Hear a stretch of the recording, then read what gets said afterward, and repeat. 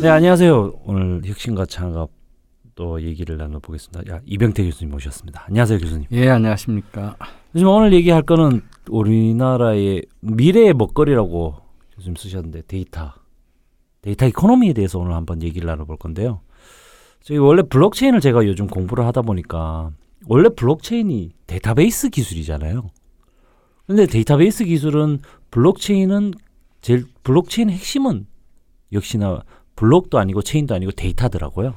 예, 그 블록체인을 다른 말로 분산된 암호화된 데이터베이스다 이렇게 정의하시는 분이 있어요. 네. 예, 그 블록체인이 그 거래 원장, 거래 원장을 암호화해서 그 전 세계 하나의 네트워크 속에다 분산 저장한다. 네네. 이렇게 이제 아마 IT 전공하시지 않는 분들은 잘 이해가 안 되는데요. 쉽게 얘기하면 이제 은행의 통장, 이게 네네. 우리가 은행을 통해서 거래하는 것들을 다 기록하는 네네. 장부, 그게 거래 원장이잖아요. 그게 레저라고 그러고, 그 레저를 거래 원장을 이제 채굴업자들이 제공하는 컴퓨터에다가 네네. 분산 저장하는 거기 때문에, 그래서 그 거래 원장이라는 게 은행에 이제 은행 같으면 보통 계정계라는 전산 용어를 씁니다. 네네. 그러니까 그 코어 뱅킹이라고도 그러고, 이 은행이 하는 일이나 증권사 또는 증권거래소가 하는 게 다 거래 원장을 관리하는 일이잖아요. 네네. 그러니까 그게 바로 데이터베이스고, 그거에서 이제 그 블록체인이 결국은 암호화된 분산된 데이터베이스를 관리하는 기술이다. 이렇게 또 그 데이터 관점에서 보시면 그렇게 이해할 수 있습니다.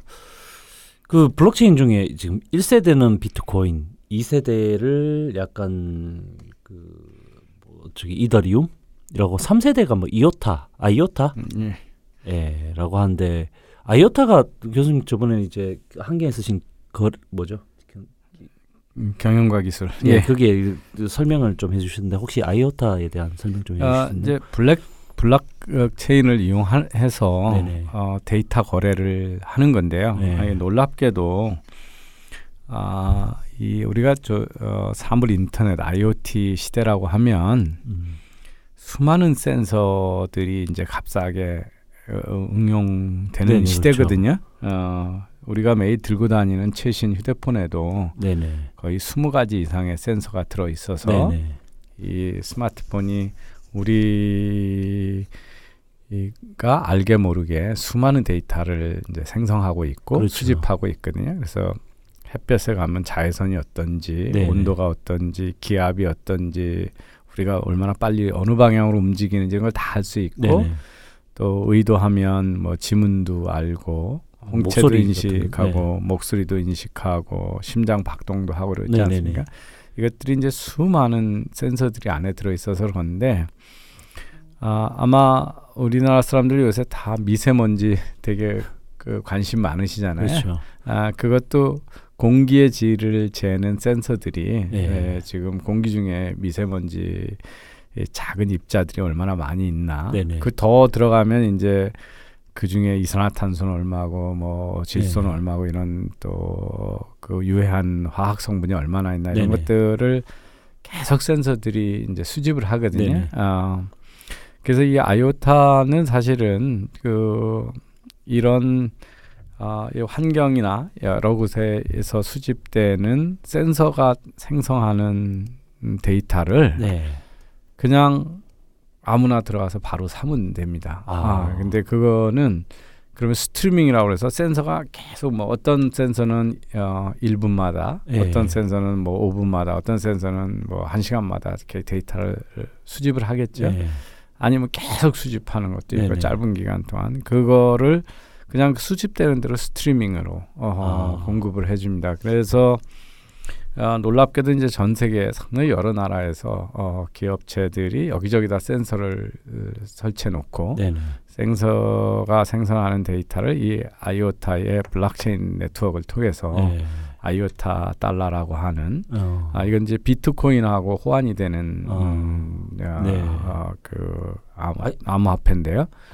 그래서 이걸 통해서 살 수 있습니다. 그래서 북구 유럽의 많은 나라들뿐만 아니라 미국의 몇 나라, 싱가포르 이런 데서도 그 센서를 통해서 데이터를 팔고 있는데요. 흔히 이제 많은 데이터가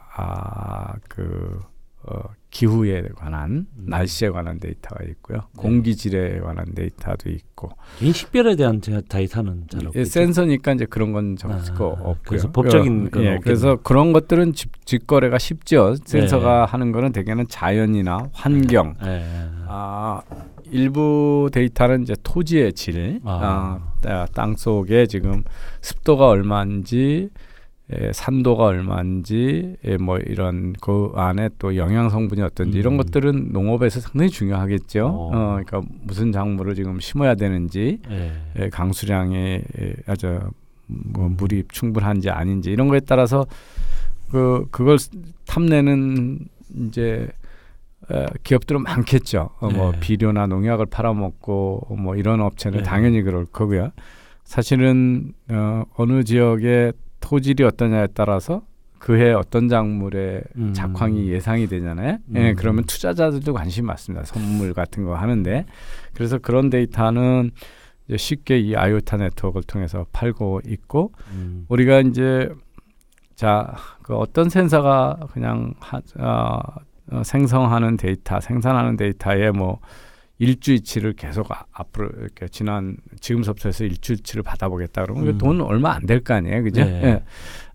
그래서 보통의 지금 화폐로는 그 값을 제공할 수 없는데 여기 암호화폐가 제절로 떨어져주고 그러니까 그래서 아주 가격을 매길 수 없었던 작은 것들도 가격을 믿고 팔 수 있고 그렇게 해서 이게 새로운 좋은 이제 사업거리죠, 그죠? 그러니까 뭐 세상에 우리가 알고 싶은 거는 요새 그 농업에 농장에도 큰 농장이 크면 그 농장 같은 농장 안에서도 뭐 개울 쪽에 가까이 있는 쪽하고 멀리 있는 쪽, 산 쪽에 먼 쪽은 안 쪽에 다 그 토질도 다르고 바람이 흐르는 것도 다르고 그럼에 따라서 병충해도 다르고 다 그러거든요. 그래서 그런 데이터를 정밀하게 모으면 아주 작은 단위로 정밀하게 농약을 쓰거나 또는 비료를 주거나 뭐 온도를 조절하고 이런 걸 이제 프리시전 파밍이라고 그럽니다. 그러니까 아주 초정밀 농업이라고 그러는 거죠.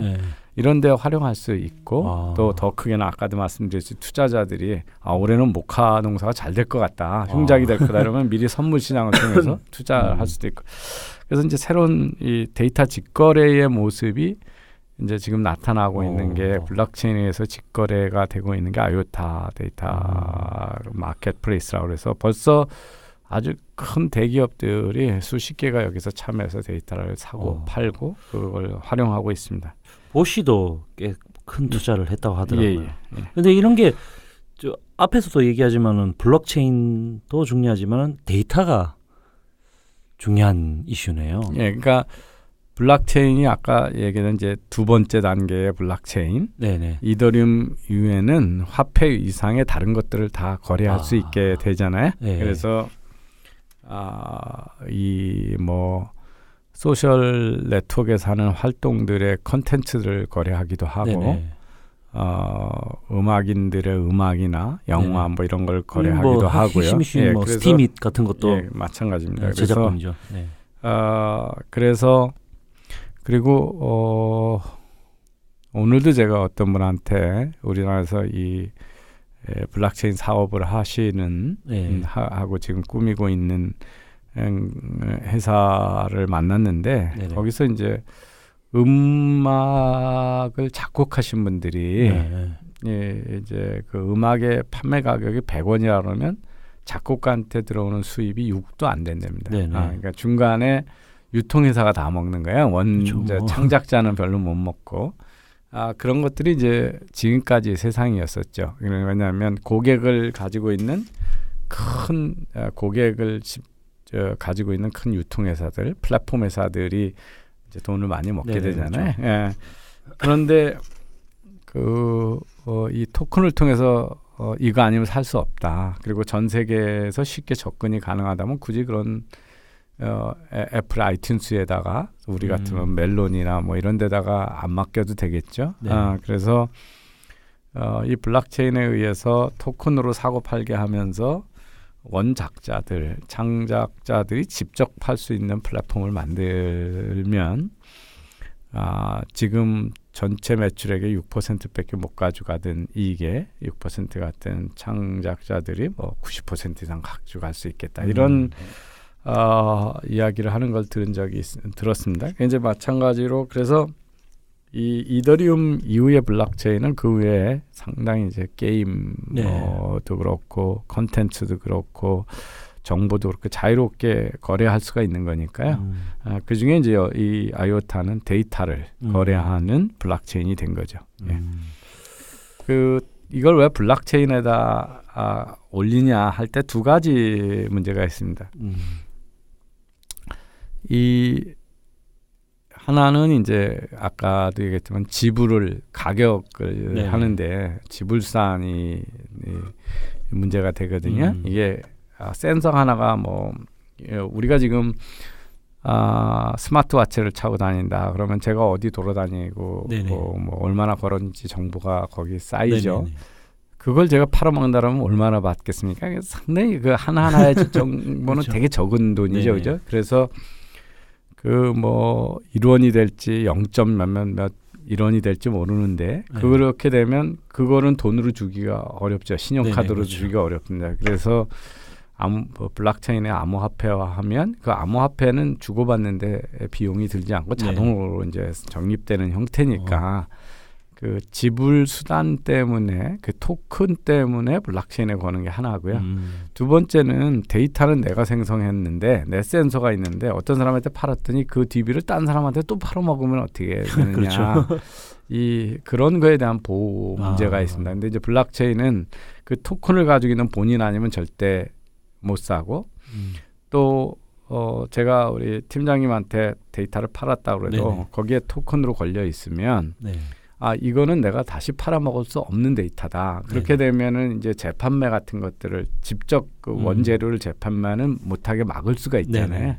그래서 이 지적재산권을 보호하는 수단에서도 블록체인을 씁니다. 그래서 우리가 이제 음악 같은 것들을 지금 다 인터넷에서 하는 것 중에 제일 뭐 유명하지 않은 분들이 음악을 인터넷에 올리면 어차피 돈 주고 살 사람이 별로 없어서 선전하려고 올리면 또 다 공짜로 보게 되고 그러면 수입이 안 생기고 이런 그렇죠. 악순환이 생기는데 그 토큰이 아니면 억세스를 못하게 하면 이제 그런 걸 막을 수 있다라는 거죠. 그래서 이 블록체인에다가 그걸 올려놓는 이유는 크게 보면 두 가지다. 하나는 아주 작은 지금의 지불 수단으로는 지불할 수 없는 작은 돈을 적립해 줄 수 있는 수단이고 두 번째는 그 컨텐츠나 데이터의 재산권을 지키게 그러니까 불법적인 거래를 막을 수 있다. 이 점이 이제 장점입니다.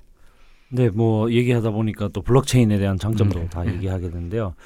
저는 좀 오늘 얘기했던 게 데이터 이코노미였는데 사실 지금 우리나라에서 두 개 다 막혀 있는 것 같아요. 처음에는 블록체인도 코인 때문에 이제 뭐 막았잖아요. 뭐 코인 뭐 시장 때문에 블록체인도 나쁜 걸로 치부하고 있고 두 번째는 데이터베이스, 데이터 사이언스나 이쪽도 지금 뭐 공공 데이터를 푼다고는 하지만은 법적으로 개인정보보호법이나 이런 것들이 좀 강해서 그걸 쓰질 못하고 있다라고 하더라고요. 지금 뭐 SKT나 이런 데서도 데이터는 무지하게 많이 쌓였는데 그걸 활용할 방법이 없다고 하더라고요. 예, 그 이제 대표적으로 개인정보보호법이라는 게 있고요. 그다음에 이거 말고도 데이터를 수집하고 유통하는데 있는 수많은 규제법들이 있어요. 그러니까 정보통신망법 있고 그다음에 위치 정보 사업자법도 있고 그렇습니다. 그래서 많은 법들이 있어서 이 시장에 이걸 어떻게 보느냐 하는 철학의 문제인데 미국 같으면 이제 시장에서 자율적인 거래를 정부가 막는 일은 드물거든요. 그러니까 본인이 개인정보 사용을 동의해주면 이제 쓰게 하고 이렇게 소위 옵트 아웃, 옵트 인 이런 선택권을 주는 반면에 이제 우리나라는 원천 봉쇄에 대한 아주 환상이 커서 그러니까 이런 거예요. 금융 정보는 대단히 중요하기 때문에 금융 자사 밖에다 저장하면 안 된다. 클라우드 상에 놓으면 안 된다. 이런 규제가 있거든요. 이제 그러면 그건 뭐 마을금고 같거나 대부업자 같이 작은 업체에 그 회사의 전산실하고 구글이나 아마존의 그 클라우드 서버 쪽에 어디가 더 정보를 안전하게 보호해 줄까요? 당연히 대기업의 그런 회사가 더 안전하게 보호해. 그럼에도 불구하고 이 우리나라에서는 금융회사가 그렇게 회사 밖에 서버나 데이터 저장 장소에 금융 정보를 저장하는 게 불법입니다. 그러니까 이제 더더욱이나 이 클라우드 같은 서비스는 외국계들이 훨씬 싸게 공급을 하고 있거든요. 그런데 이제 그리고 그게 서버가 어디 있는지도 사실 불분명하죠. 그렇죠. 서버 팜이라는 게 전 세계 막 흩어져 있고 그때그때 또 옮기는 거. 그런데 이제 회사 밖에 둬야 된다. 그러니까 지리적 위치가 뭐가 중요하겠어요, 그죠? 그리고 그래서 그런 것들이 우리나라에서 클라우드 이런 걸 사용을 못하게 하고 기업들이 비싸게 전산 시스템을 만들어야 되고. 그러니까 제가 다른 때에서도 우리나라 인터넷 뱅킹, 소위 인터넷 전용 은행들이 과연 성공할 수 있냐 그런 거 얘기할 때 바로 그런 규제법들이에요. 그러니까 전산 시스템을 자기가 다 가지고 있어야 되거든요. 근데 이제 외국에는 다 클라우드 상에서 오픈뱅크라고 그래가지고 API 써가지고 그냥 클라우드 상에다서 돌리잖아요. 그렇죠. 그러니까 자기가 큰 전산 투자를 안 해도 되잖아요. 그래서 특히 이제 그다음에 우리나라가 다른 나라에 비해서 정부가 가지고 있는 DB가 참 많거든요. 그렇죠. 그러니까 특히 의료 정보는 그렇습니다. 다 보험이 국가가 관리하는 보험이고 그쪽에서 이제 의료에 대한 지급에 대한 평가도 그쪽에서 하고 의료보험공단이 또 모든 정보를 다 가지고 있고 그래서 민간보다 정부가 가지고 있는 데이터가 많은데 그런 것들은 또 정부 공무원들은 잘 공유 안 하려고 그러죠. 공유했다 문제되면 이제 자기가 다 책임을 지고 비난을 받으니까 그런저런 이유로 이게 뭐 자연이나 환경에 관한 데이터의 공유는 비교적 쉽게 이제 거래가 되는데 그렇죠. 뭐 날씨 데이터 사람에 관련된 정보는 잘 안 됩니다. 근데 이제 우리나라의 개인정보보호법이라는 것도 기업들은 되게 혼란을 하거든요. 아주 원론적으로 5년 이상 거래가 없으면 뭐 지워야 된다. 아니면 또 얼마 이상 되면 별도로 분리해서 또 보관해야 된다. 뭘 물을 때마다 동의를 구해야 되고 그렇게 돼 있으니까요. 근데 거래가 없는 거하고 그 정보를 훗날 다시 사용해야 될 필요가 없는 거하고 반드시 일치하지 않아요. 그러니까 그래서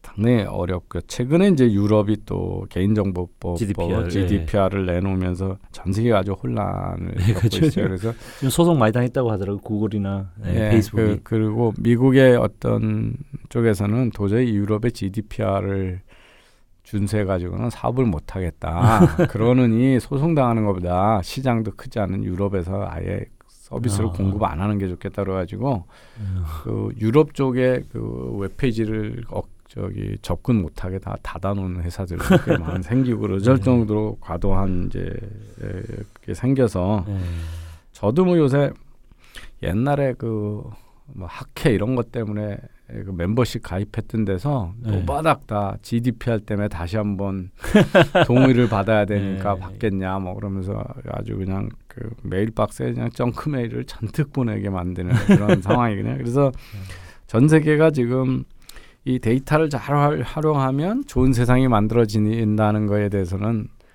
동의를 하면서도 이 데이터를 활용하는 게 이제 개인정보 하고 보안에 하고의 충돌 때문에 적정한 선을 못 찾아서 아주 애를 쓰고 있고요. 우리는 뭐 다른 나라보다 원천 봉쇄 망상이 크니까 더더욱 지금 힘들고 또 데이터가 이렇게 질 좋은 데이터가 많이 쌓여 있지도 않은 그런 사회입니다. 제가 듣는 공공 데이터도 형식이 다 각각이라서 쓰기가 너무 어렵다고 얘기를 하고요. 대표적인 게 이런 거예요. 이게 이제 데이터가 옛날에는 숫자로 뭐 데이터베이스 속에 들어있지만 요즘은 텍스트 데이터도 다 그렇죠. 분석을 할 수 있는 기술들이 나왔잖아요. 심지어 뭐 요즘 뭐 사진, 사진 다 되죠. 그래서 저희 연구실도 많이 하는데 사진에서 그 마이크로소프트의 에모션 API 또는 왓슨의 그런 것들을 IBM 거 집어넣으면 표정을 보고 거기 감정을 읽어내거든요. 그런 것도 있고 목소리를 하고 제가 얼마나 흥분해 있는지 화나 있는지 즐거운지 아니면 불쾌하는지도 분석하는 그 IBM 왓슨의 톤 어널라이저라고 그래서 그런 것도 있고 다 있거든요. 그래서 텍스트를 분석해서 이 글에 있는 글 밑에 깔려 있는 감정이 어떤 거냐, 그게 이제 센티멘트 어널리시스죠. 이게 대체적으로 비판적이냐, 조롱하는 거냐, 뭐 웅변조로 누굴 설득하는 거냐 이런 걸 가지고 센티멘트 어널리시스라고 그러거든요. 그 내용도 잘 집어냅니다. 제가 재미난 예로 수업 시간에도 많이 쓰는 건데 에어비앤비를 통해서 방을 빌려주면 외국 사람들이 한국에 와서 자잖아요. 자고 거기다가 이제 불편한 게 있어서 후기를 써 놓는데 그 중에서 깜짝 놀란 게 그 텍스트를 그 컴플레인을 해놓은 거를요. 그 불편의 불만 사항을 다 뽑아가지고 텍스트를 이제 데이터 그 인공지능 돌려가지고 어떤 게 제일 많이 불평이 되나 키워드 가지고 분석을 했더니 그 중에 하나가 이제 놀랍게도 타월 크기다. 수건이 외국 사람들은 저기 샤워할 때 쓰는 타월은 큰 타월로 온몸을 감잖아요. 그래서 비치 타월 같은 게 있어야 되는데 막상 그 욕조에 들어갔더니 샤워실에 들어갔더니 전부 발 닦는 크기의 타월밖에 안 주더라. 그래가지고 이제 당황을 하는 그런 것들이 이제 텍스트를 읽을 수 있는 능력이 생겨서 그런 거거든요. 그런데 이제 그런 그래서 텍스트 정보도 중요한데 우리나라 이제 그래서 외국에는 뭐 전 세계 이제 공공부문이 생성하는 텍스트는 그 워드나 마이크로소프트 워드나 아니면 PDF 파일로 저장돼 있잖아요. 그러면 그걸 다운로드하면 그 텍스트를 읽어낼 수 있거든요. 그래서 근데 우리는 그걸 정부가 아래 한글로 해놓은 거예요. 그렇죠. 그럼 외국 사람에서는 읽을 수도 없고 추출도 불가능해요. 그러니까 그런 식으로 우리나라에 보이지 않는 그 정보를 이용하는데 이제 그 장애를 많이 쳐놓은 거죠. 뭐 이 데이터 얘기를 하자면 좀 끝도 없을 것 같은데 교수님 데이터 거래소는 될 것 같아요? 개인정보 해야 된다라고 하는 거죠. 그러니까 왜냐하면 아까도 얘기했지만 법이 나라마다도 다르고요. 그리고 애매해요. 그래서 이게 지금 어떤 데이터에 개인을 식별할 수 있는 정보를 지우고 통계적으로 쓸 수 있는 데이터는 된다. 이게 이제 개인정보 비식별 조치라고 하죠. 비식별 조치라는 거죠. 근데 이제 비식별의 정도가 어디까지냐 사실은 그게 애매해요. 뭐냐면 주민등록번호를 지워도 만약에 그 사람 다시 뭐 확인할 가능성이 있으면 그것도 비식별이 아니라 그렇게 되면 그 무한한 가능성을 어떻게 다 하냐는 거죠. 제 이름을 알고 이제 사람마다 다 다르잖아요. 제 어머니 이름을 치고 만약에 주민등록번호를 지우고 그러면 못 찾지만 인터넷에 제 이름을 뒤지면 제가 어디 사는 어느 학교에 있는지 뭐 그리고 페이스북에 들어가면 어딜 돌아가 있는지도 다 추적이 되잖아요. 그러니까 그러면 똑같은 DB라도 어떤 사람 거는 개인을 식별하기가 쉽고 어떤 사람 거는 어렵죠. 그죠? 유명인사 같으면 명함이 필요 없잖아요. 그러니까 이름만으로도 개인이 식별이 되니까. 그래서 이제 그 많은 경우에 어떻게 해야 이게 합법적인 게 아닌 거냐 하냐 이런 것들은 상당히 이제 법률적으로 불확실하니까 이런 걸 함부로 기업들이 못 하겠죠. 그 큰 기업은. 또 하나는 옛날처럼 그냥 뭐 엑셀에다 있는 데이터 또 회사의 거래 데이터만 있어가지고 그걸 가지고 통계 팩시 돌리는 세상이 아니고 아까처럼 사진도 있고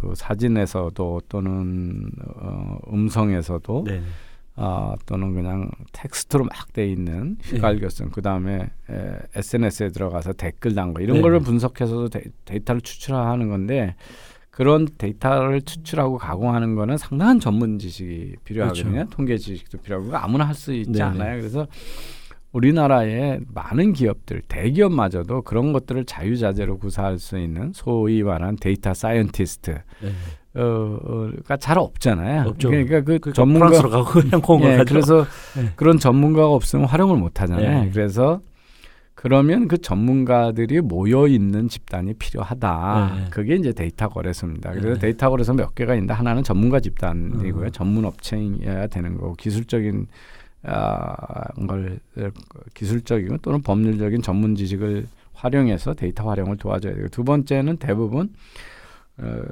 지금과 같으면 기업이나 공공부문에서 데이터를 거래하기를 너무 꺼리지 않느냐. 왜 그게 잘못되면 다 내 책임이고 그렇죠. 공공부문이 뭐 데이터 팔아서 돈벌이 할 수는 있는 건 아니잖아요. 근데 그래서 공유해주면 좋은 뜻으로 사회가 활용하라고 원재료를 줬는데 하는 과정에 국가기밀이나 개인정보법 위반이 되면 그 준 사람이 다 비난을 하겠죠.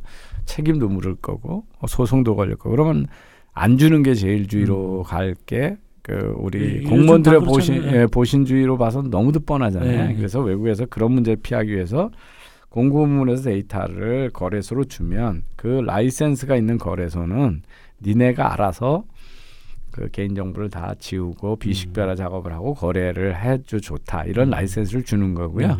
그러면 법적 책임은 이 거래소 회사가 또는 데이터 브로커리지 회사라고도요. 브로커 해주는 회사가 책임을 지고 원 데이터를 공급해 준 사람들은 그게 라이센스가 있는 자격이 있는 거래소 또는 브로커리지 회사한테 준 거에 대해서는 어떤 법적 책임도 면제를 받는 공급해주면 인센티브만 받는 그런 걸 해줘야 데이터 거래소가 거래가 된다. 이런 관점에서 데이터 거래소들을 검토하고 있고 이미 미국, 일본, 중국에서 많은 회사들이 이런 사업을 시작하고 있습니다. 네, 오늘 좀 길어졌는데요.